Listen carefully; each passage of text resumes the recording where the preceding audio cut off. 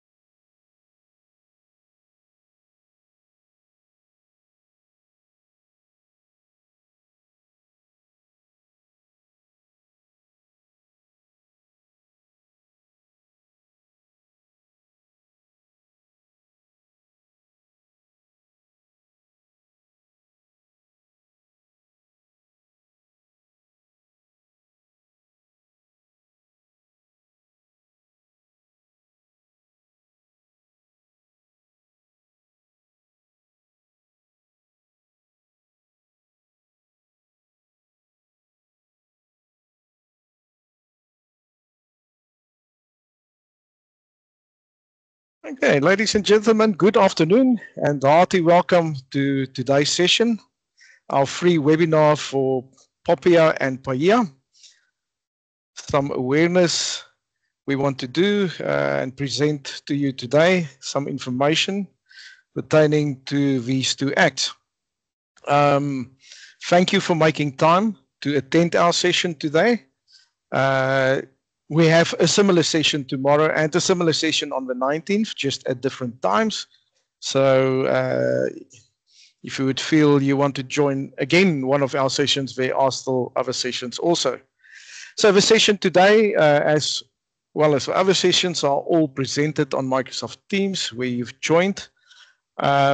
We will be using predominantly the Q&A channel on the top of your screen. You should see the Q&A for questions and answers. Some of the questions that you ask might be answered while the presenter presents. The ones that are not answered, we will let you know that we will queue them for answering at the end of our session today, at the end of our program, and then we will address your questions. And if we then still run out of time, we will respond via email to every single question. Okay, just so that we can get to know each other a little bit today, I want to just do a quick survey to see which role you are fulfilling in your practice currently. So you would see that there will be a pop-up of a survey on your screen in a few seconds.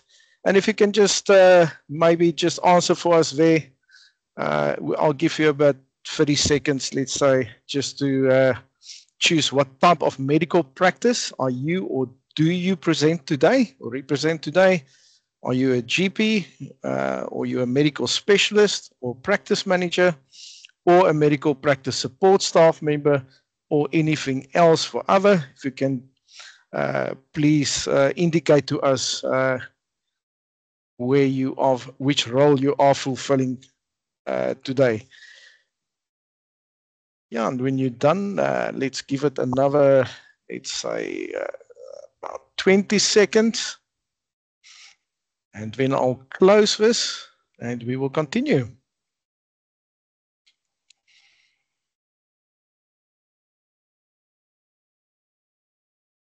Okay, and another, let's say another 10 seconds.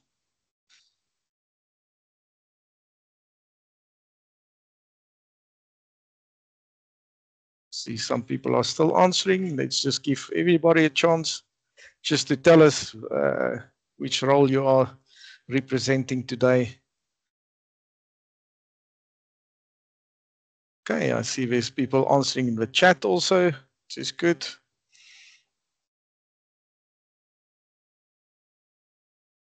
You can also click on the appropriate answer on the survey and click submit. Okay, if we're all done with that, I'm gonna then leave it there. We'll close it there. Okay, so let me start by introducing today's presenter. Mr. Karis Prinsloo.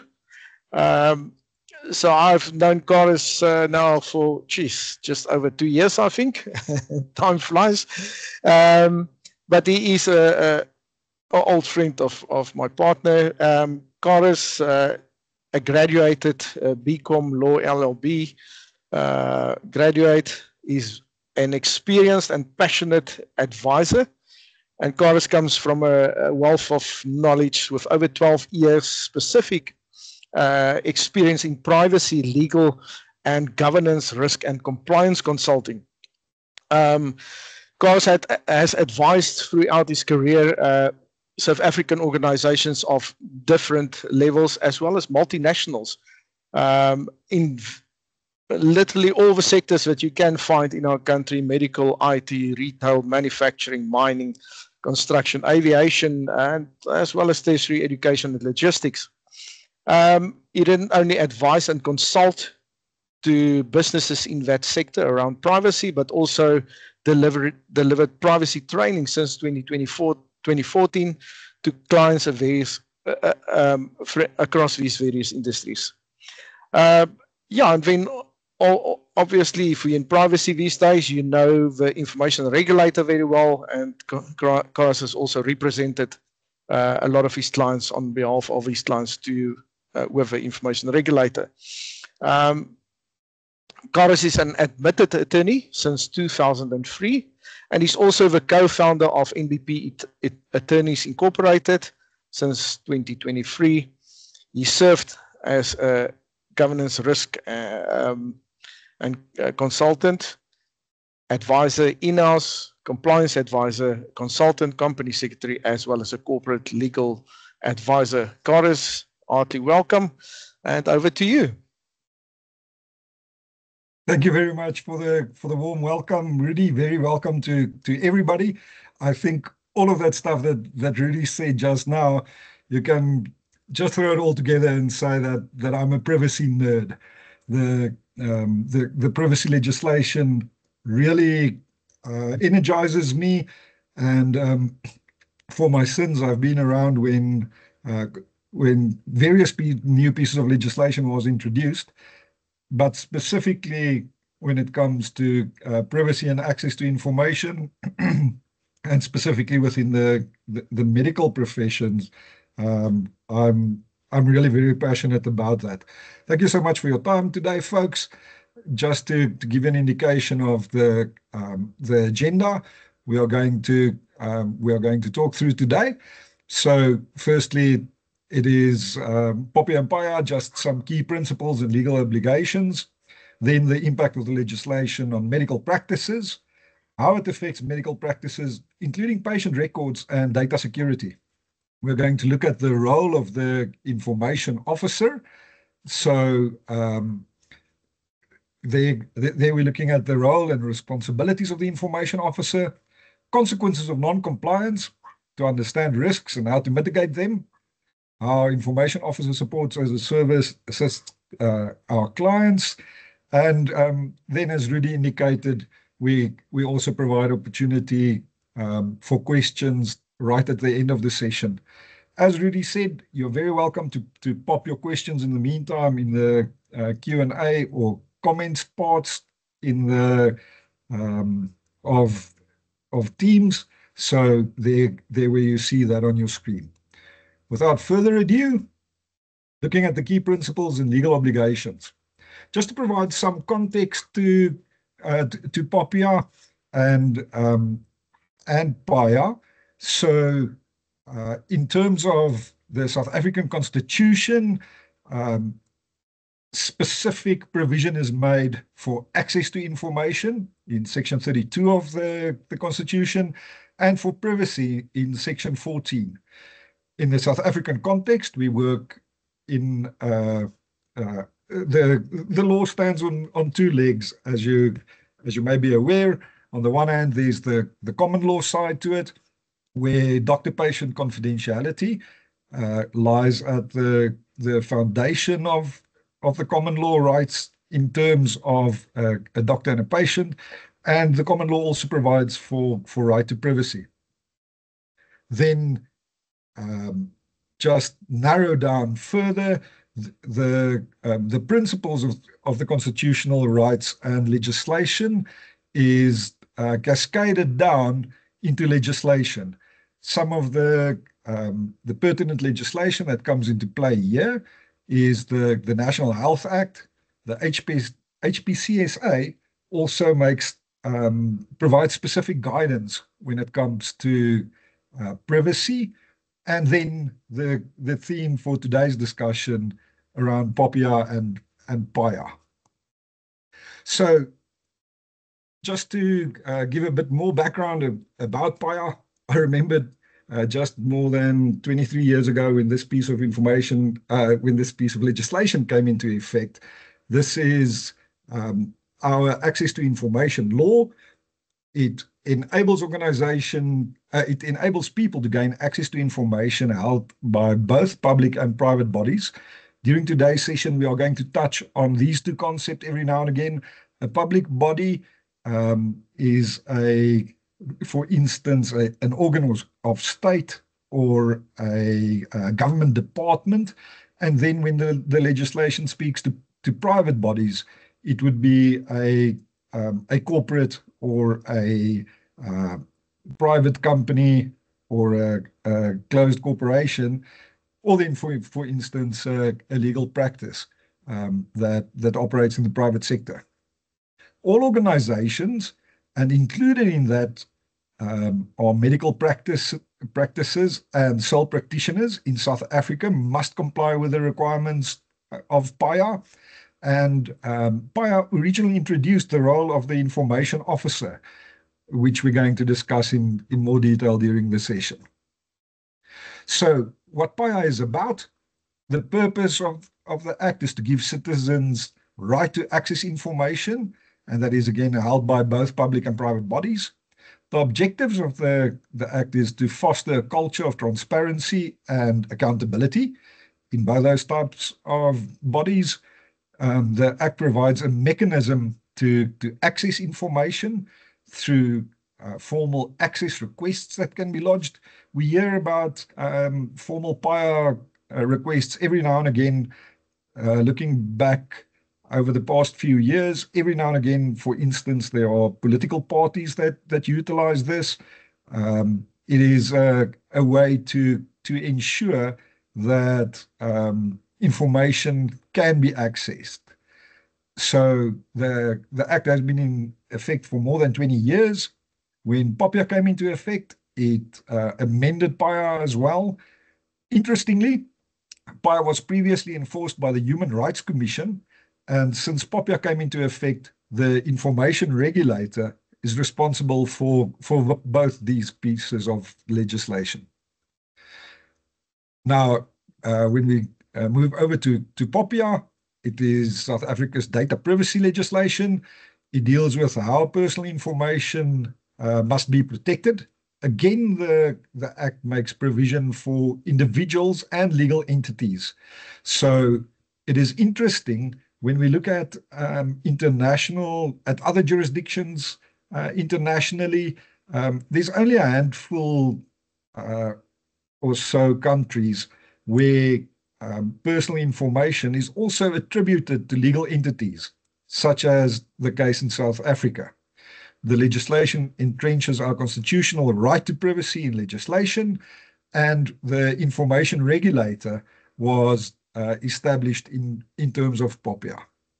The information regulator is then responsible for overseeing both of these pieces of legislation. During interaction with the information regulator, they are very adamant that they are not the POPIA regulator. As the information regulator, they are responsible for both these pieces of legislation. On the screen, we just provided a definition of personal information. As you can see, when you look at those different columns that we provide for, this is a really comprehensive definition.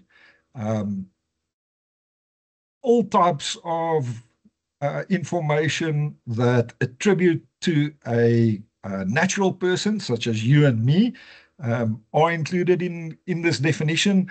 during sessions similar to this, when we have much longer time to unpack the legislation, I also present at for Enterprises University of Pretoria, and then there are sessions that spans up to two days in time, and during one of those sessions, I always like to ask the attendees what type of information is excluded from this definition, and it is interesting. You'll see in the third column, it is basically just the snail mail address, our postal addresses that is not specifically provided for in this definition.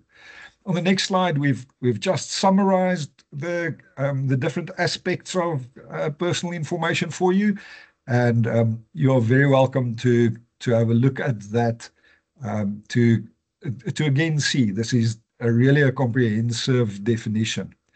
Following the same pattern, other definitions provided for in the Act are also very comprehensive. The definition of processing covers the entire information life cycle. So you'll see in each one of those bubbles where we provided a bit more information, it is literally whether we are collecting or using or storing or distributing or destructing information. All of that forms part of the definition of personal information and, of the definition of processing, which links back to the definition of personal information. It is important to emphasize a specific category of information. In the South African legislation, we refer to special personal information. Now, when any of those types of information is processed, there are more stringent requirements that come into play. The general rule would be that it will, for instance, be required to obtain consent from the data subject, from the individual to whom the information relate, if we process special personal information. There are certain exceptions where it's not necessary to obtain consent, but for purposes of today's session, provided that medical professionals process a lot of information on those two bubbles on the right-hand side of the slide, relating to health or sex life or about personal information of children, it is always important to bear into mind that it is not just personal information being processed, but also special personal information, which is a different category of information that is being processed. On this slide, we just provide for a few role players. So firstly, in terms of the legislation, a data subject will be you or me. It's the person to whom the personal information relates. Just interesting to note once again that a legal entity can also be a data subject. The next important role player is the responsible party. This is a body or a person which determines the purpose and the means for processing personal information. So when we look at an example in the medical profession environment, a patient would typically be a data subject. The practice would be the responsible party. Under some circumstances, the medical practice may make use of operators. The third block there on the slide, an operator is somebody who processes personal information on behalf of the responsible party.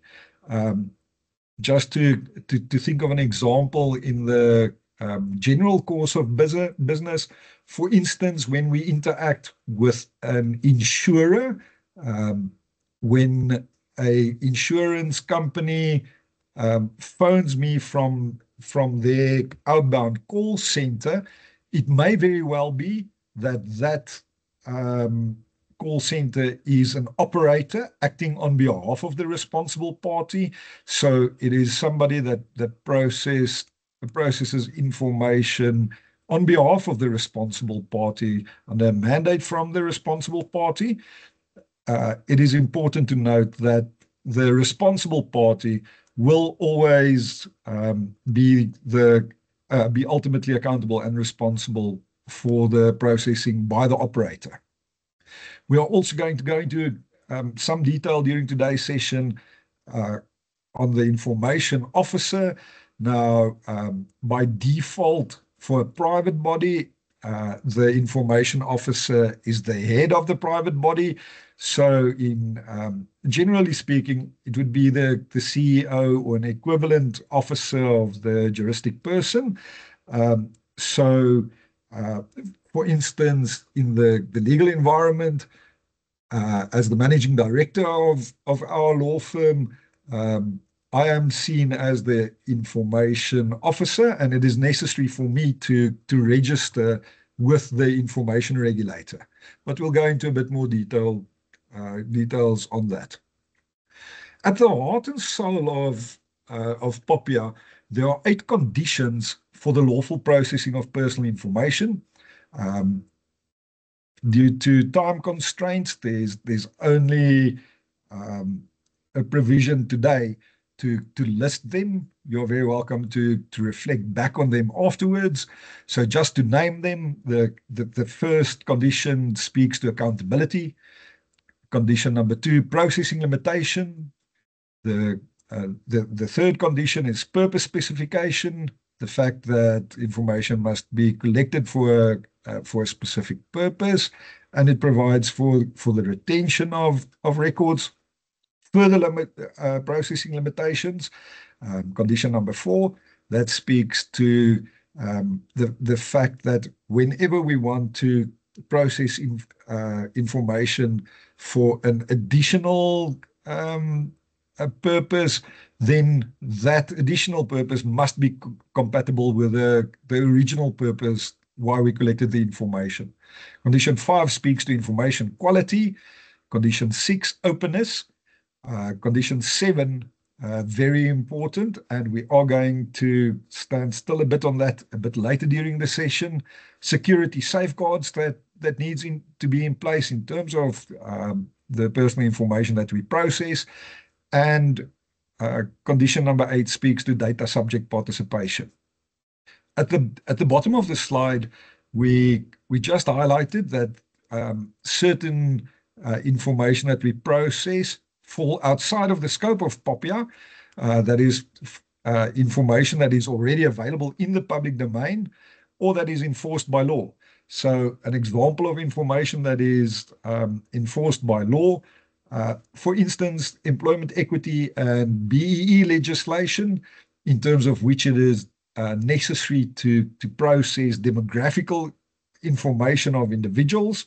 As an individual, one can't say, no, I'm not sharing information about my the racial group or other demographics to that relates to me, as this is required by other legislation. Similarly, also, for instance, information relating to tax purposes, when information is in any event required in terms of legislation such as tax or then BEE or employment equity, whenever there is a piece of legislation that specifically requires that certain pieces of information must be processed, that processing falls outside of the scope of POPIA. On this next slide, we just look at some of the legal obligations included in the Act. So this is not a comprehensive list. This is some of the things that we've broken down as part of our information officer support as a service offering. Firstly, it is necessary to register your information officer with the information regulator. Each practice, each organization must have a PIA manual, and that PIA manual must be made available in certain ways. Interestingly, in the old days when the Human Rights Commission was still responsible for enforcing PIA, there was a specific template guideline that the Human Rights Commission provided for. After the information regulator took over responsibility for enforcing PIA, it is now necessary for each organization or in practice to have a PIA manual that is aligned with a guideline that is provided by the information regulator. We also assist our clients in that regard. There's an annual report that must be submitted between May and end of June each year. So the deadline is looming. The reporting period to the information regulator ends now at the end of June, and we also assist our clients with reporting. Another legal obligation is, for instance, about notification of security compromises. The information regulator recently made provision for a new portion of the e-portal that provides specifically for notification. We are going to touch again on notifications a bit later during today's session. We also just included the last bubble on this slide, speaking to the compliance with the 8 conditions for lawful processing of personal information, which, as we said a bit earlier, lies at the heart of the Act. Next up, looking at... Coris, if I can give you a break there. Thank you very much, Rudy. I can see you reaching for some air there. Yeah, if I can ask everybody, we just talked about all the legal obligations. Just a quick survey again with 3 questions.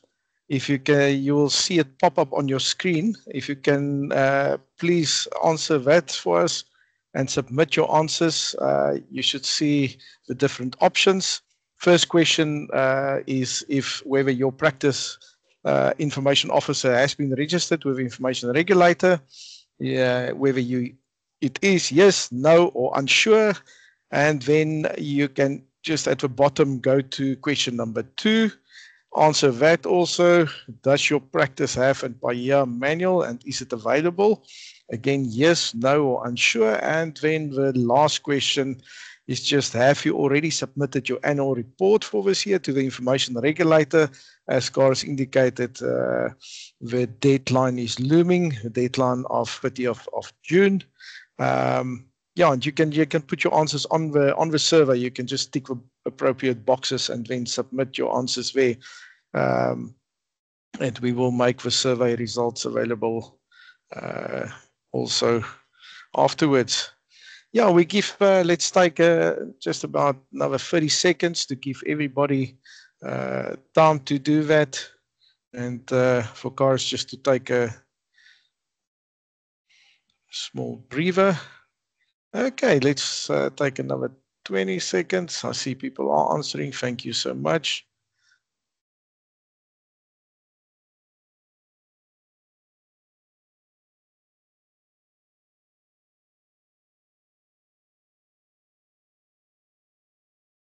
Okay, let's give it another. I also see a comment. Somebody indicated that they are not able to access the poll. Folks, if you cannot access the poll, you are very welcome to just type into the comments box in the meeting chat. That's perfect. Whether those are yeses or noes. Okay, last 10 seconds, then we will close this one. Can your last answers in there for us, please.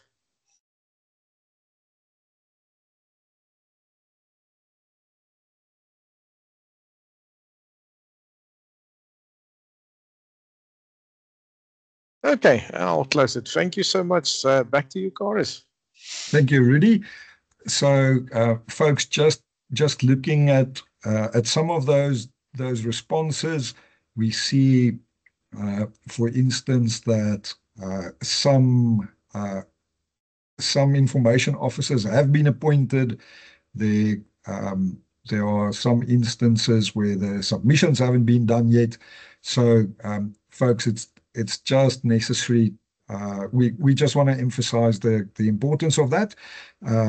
It is necessary to first have the information officer registered with the information regulator in order to then do the annual reporting. And yes, it is also a requirement that PAIA manual should be in place for every organization. We have also seen over the past few years, as the Human Rights Commission was previously responsible for enforcing specifically PAIA, we also see examples where that previous format was still utilized. POPIA has brought some new requirements into play there, so it is necessary to just align PAIA manuals with the new requirements of POPIA as well. Next up, we're going to look at the impact on medical practices, how the legislation affects medical practices, and then specifically focusing on patient records and data security as well. When we look at patient records, it is necessary to determine who has access to the files. It is important that we're looking at both formats, hard copies or electronically. And then we've just listed some other questions to ask. So whether the practice's receptionist or account staff have access to the entire file or only to the information required to access, such as, for instance, contact numbers or email addresses and amounts owing. It is important that whenever we process personal information, and this speaks specifically to minimality, that it is only the information that is required in order to do a certain function, which should be available to the member of staff or to the function responsible for doing for executing a specific function. So another question to ask is, which processes or procedures or systems do we have in place? I remember in a conversation with a general practitioner, he told me that many moons ago, when his wife fell pregnant, his support staff at the practice knew long before him that the test was positive, due to the way in which the network worked. So with support staff at, for instance, the pathologist giving feedback to support staff at his medical practice, the medical practitioner, which was going to become a dad, was one of the last people in that small town to know. So in terms of POPIA, that's not the prudent way in which information should be processed. Lastly, the bullet at the bottom of this slide, it is necessary to have training for staff utilizing patient records, just about the way in which they should interact with the records. Next, looking at personal information safeguards, some questions there is where the records are stored, whether when it is electronically stored, if the servers are on site or in the cloud. It it is important that reasonable steps should be taken to ensure the integrity of the information, so that the personal information cannot be lost, damaged, or accessed unlawfully. Due to the nature of practice nowadays, we receive a lot of information on our mobile devices.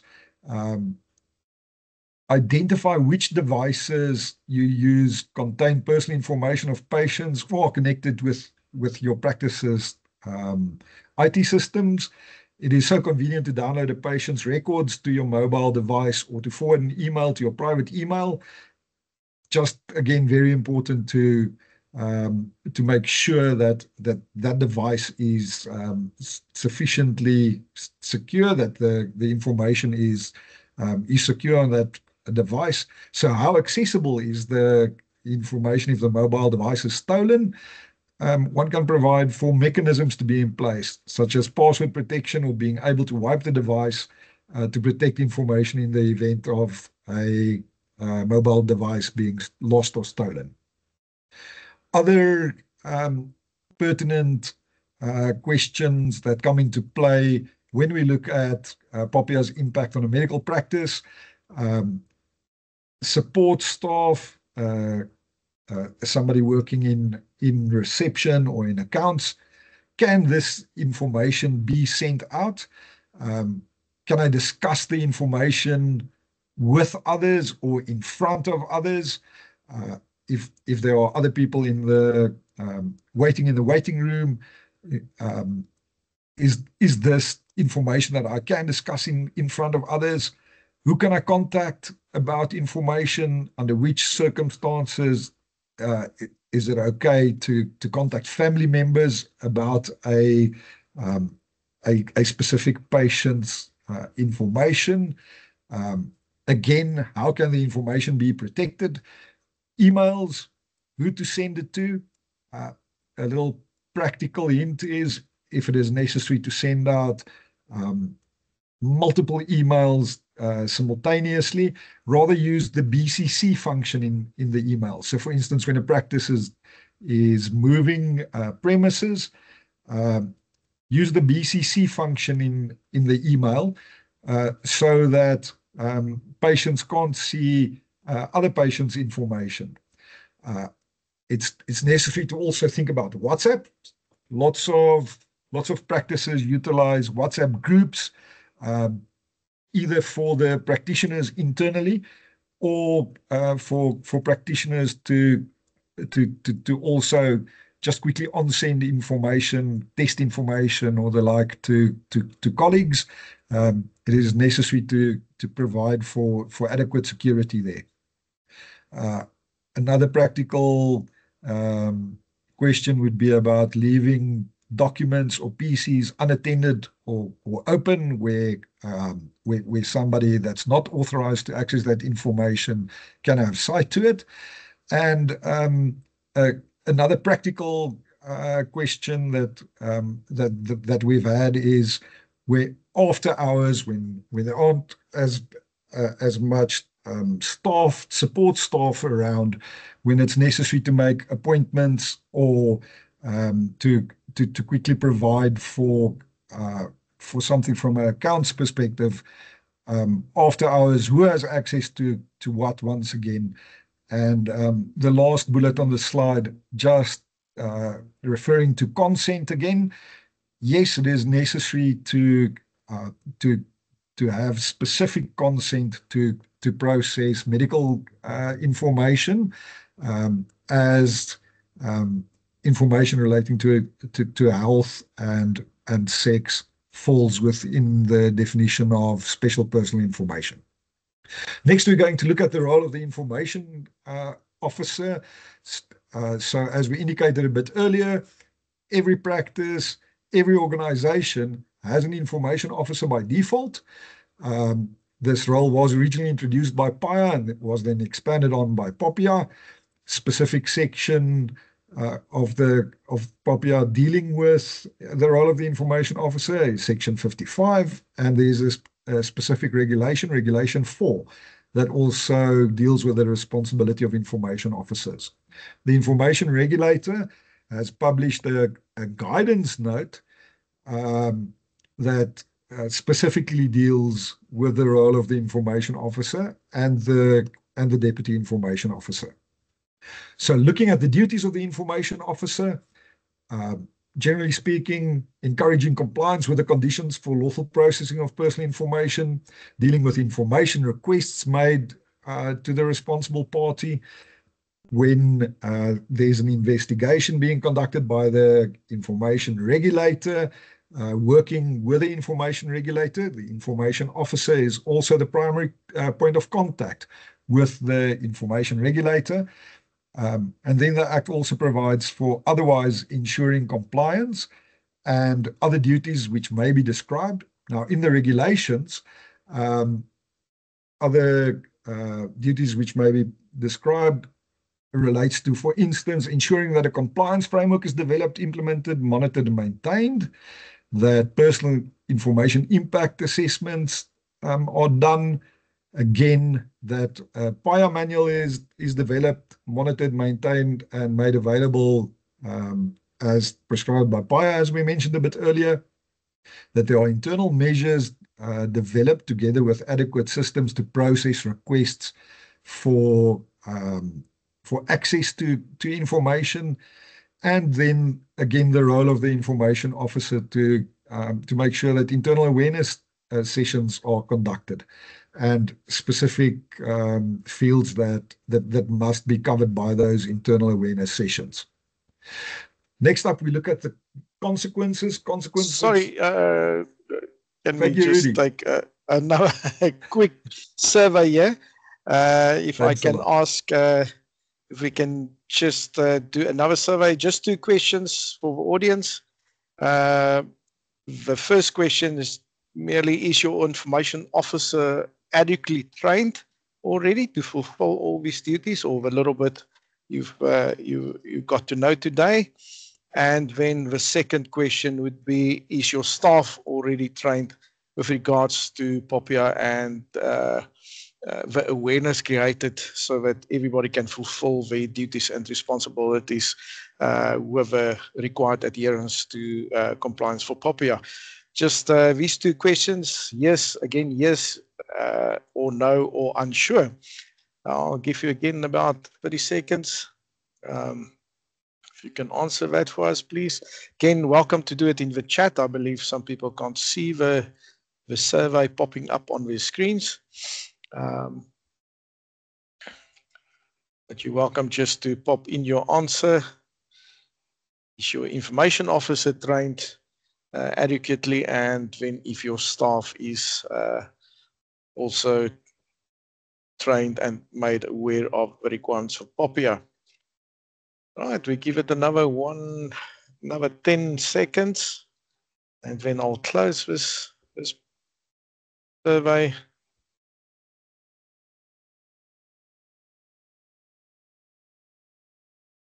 I still see some people answering there. Okay, I'm going to close it. Thank you very much. Back to you, Carlos. Thank you, Rudy, and thanks to the participants. Rudy, I saw that there was a comment that popped up where somebody just wanted to ask a bit further about WhatsApps. If you can please just keep an eye on the comments, and we'll answer them at the end of the session, folks. So, Rudy, please just remind me about the WhatsApp question as well. In terms of the risks and how to mitigate them, on the left-hand side of the slide, we provide for the processes and information systems that's mostly impacted by POPIA. So wherever there's patient interaction, on the human resources side, dealing with staff, procurement, so looking at the supply chain in the medical field specifically, that would, for instance, be processing information by handing it over from one specialist area in the medical fraternity to another. So, for instance, working with test results and the like. And then it's just important to also note wherever there is transfer of information across borders, there's also a POPIA implication. A practical implication here is we referred a bit earlier to where servers are located. So if a practice utilizes a specific IT system, if the servers on which that system is housed is in another jurisdiction, it is just necessary to ensure that it is in order to transfer the personal information across borders. There's a general rule that as long as the jurisdiction to which the information is transferred has similar or more stringent requirements, then it is in order to transfer it, but there's also a specific guidance note issued by the information regulator dealing with this. On the right-hand side of the slide, you can see the consequences of non-compliance. Perhaps the most important is reputational risk, and also the fact that the information regulator has real teeth and claws. So the Act provides for up to 10 years imprisonment, and the information regulator can issue administrative fines of up to 10 million rand. Both POPIA and PAIA also provides for personal liability in that it provides for imprisonment. To date, there weren't any criminal sanctions in terms of prosecutions where somebody has been imprisoned, but the buck would ultimately stop with the information officer within the organization. It's just necessary to note here that compliance is everybody's responsibility. It is not just the responsibility of the information officer. Compliance is everybody's responsibility, and to ensure that we comply with the requirements of the Act, that accountability and responsibility for that lies with everybody within the firm. So in the next bit, we are just going to talk a bit more about how information officers support as a service assist our customers. So we support practices by registering information officers, preparing and reviewing PAIA manuals, ensuring that annual reporting is done to the information regulator. We assist with notifications in the event of security compromises, and we assist practices with training to information officers and their staff. Here at the bottom of the slide, where we say watch the space, we are very excited about the online support platform that we've developed over the past few months, and which will be available shortly.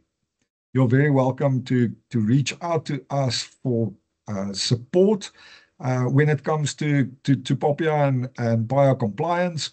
As our name states, information officer support as a service. It is important for us to support the information officer within the practice, as information officers have lots of other responsibilities on their desks. We assist in the background, and it is the information officer who, in the end, has the final responsibility, provides us a sign-off for whatever we do from a POPIA or PAIA perspective. But information officers support as a service strives to be additional hands and feet for the information officer in the background. So next up, we're going to deal with questions.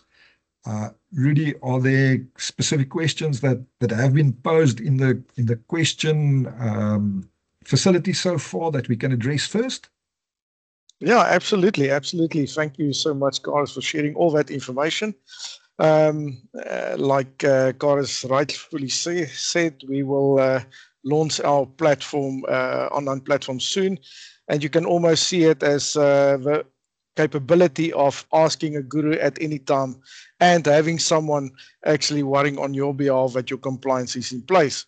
But while we have the opportunity to have the guru in-house, as Karis said, he's very passionate about privacy. Our first question actually comes from Dr. Kenneth Lamont, and he said, as a doctor, can he request information about a patient from a fellow colleague, and is that restricted by POPIA? Karis? Thank you very much for that question, Dr. Lamont. I have a lot of confidence about the procedures that are typically in place within medical practices, due to the fact that doctor-patient confidentiality forms such an important part of the relationship between the medical professional and their patients. The short answer is it is possible to still share information if we, for instance, look at research information. Dear participants, whenever it is possible to depersonalize information, so if it is for research purposes, for instance, if it is possible to say, oh, out of a sample of 25 patients, the following trends were identified. The moment when we do that, it is not specific personal information that is being shared. However, sharing between colleagues and the like, it is necessary to just provide for this in your agreement, in your mandate with your patient, that information will be shared with colleagues. As the legislation says that consent must be specific, we see in practice that a medical practice would provide for a written consent in the hard copy files, or to have an electronic version of a consent stored somewhere. So, Dr. Lamont, thank you very much for that question. Yes, it is still possible to share information with colleagues.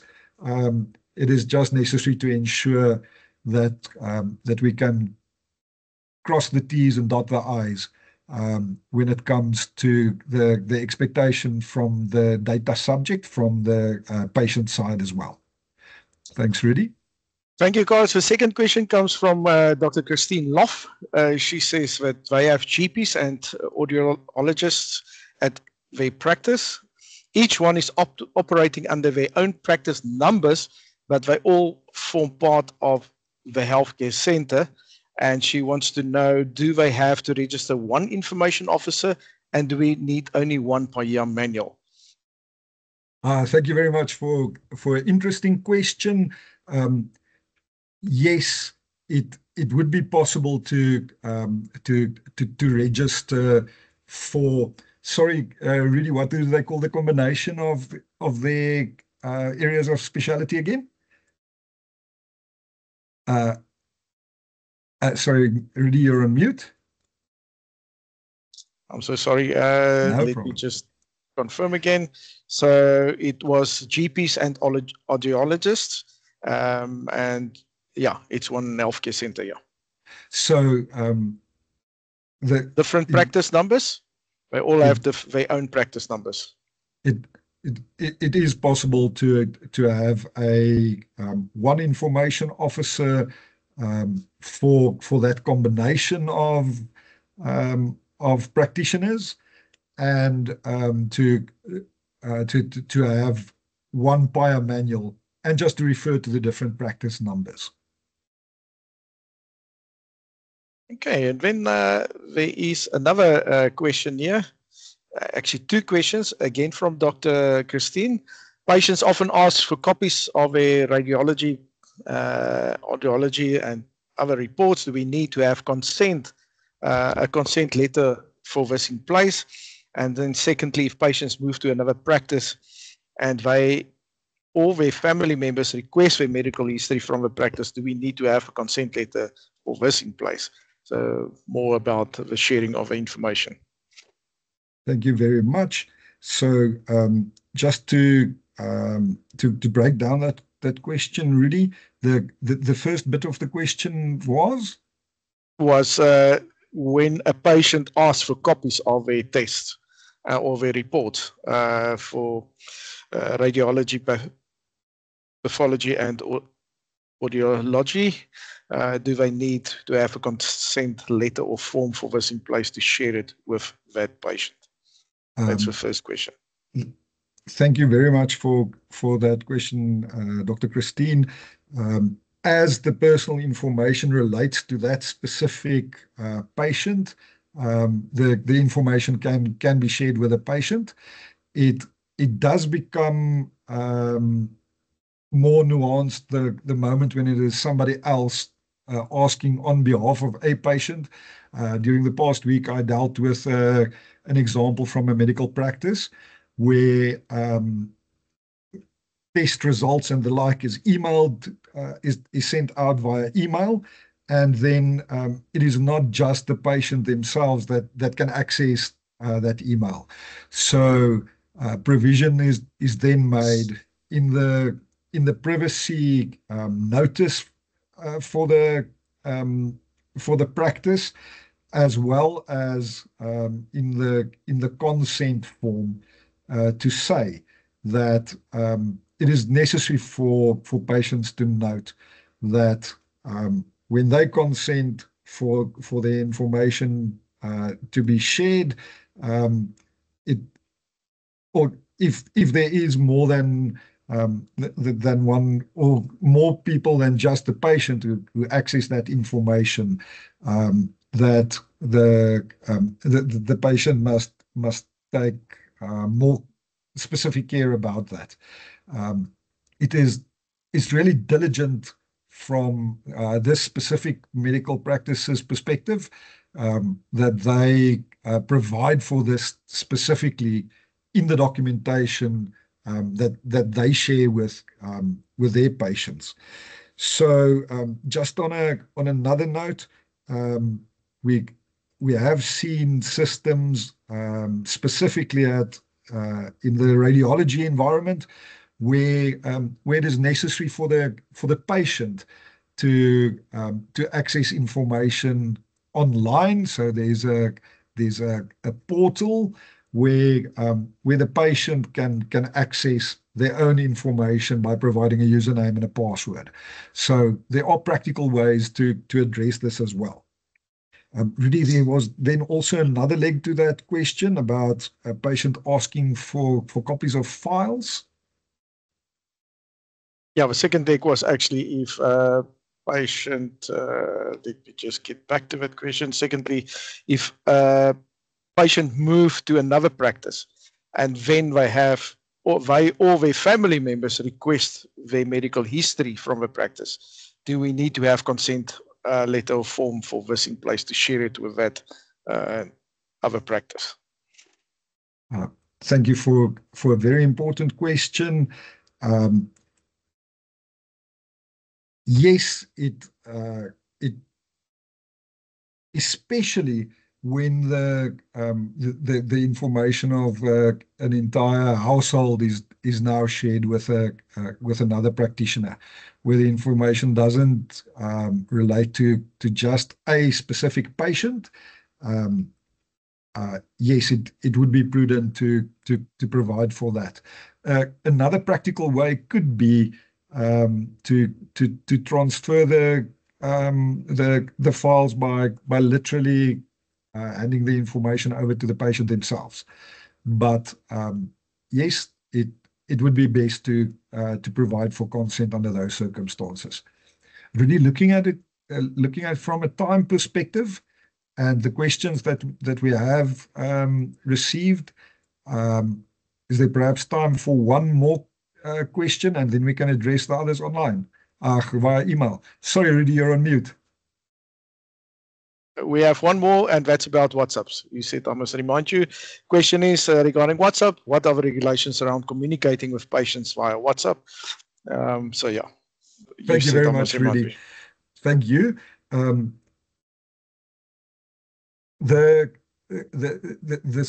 So to communicate via WhatsApp is 100% fine. I would provide for that as part of the relationship between the practitioner and the patient. But a more pertinent example that I've seen before is within a big practice, when patient information is shared on a group between medical professionals, then it would be prudent to provide for a policy for that WhatsApp group. Just the rules of engagement, information shared between colleagues wouldn't be shared further on, and then just to also make sure that everybody that is part of a WhatsApp group like that, that it is only the medical professionals, or if there is adequate confidentiality cover in place if some of their employees also have access to a group like that.